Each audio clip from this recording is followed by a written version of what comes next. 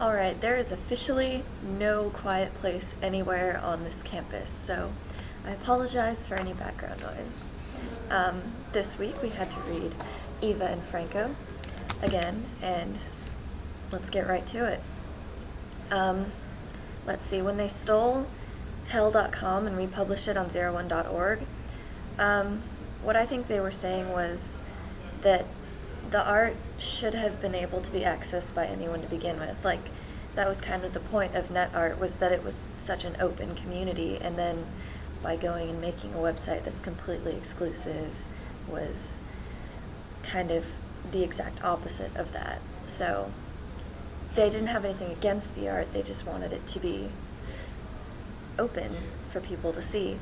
And that's what I think the difference between hacktivism and what they were doing was, that they weren't acting against it in any way. They didn't have a problem with it, they just wanted it to be interpreted and seen. So, and the Nike swoosh in Vienna,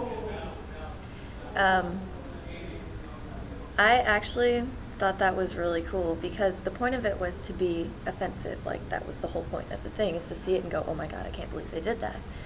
But when you realize that it is art, you also get this idea like, oh, that's like a huge middle finger to Nike, and you kind of enjoy it a little because they probably deserve it.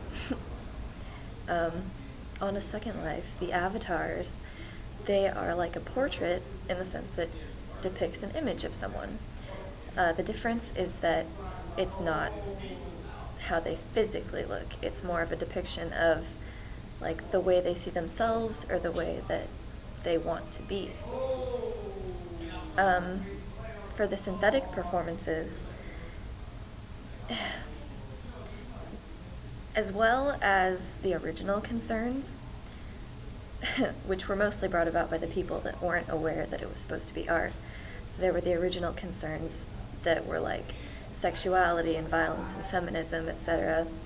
And they also layered on like the newer generation of concerns on like net art sort of things, like plagiarism and originality and whatnot. But for those people that knew it was supposed to be art, it's not, they could appreciate it. But for those that didn't know, it was basically just as startling as the original performance would have been. So it's like being there, but they weren't actually there. The Mate's art, is typically all about being someone else.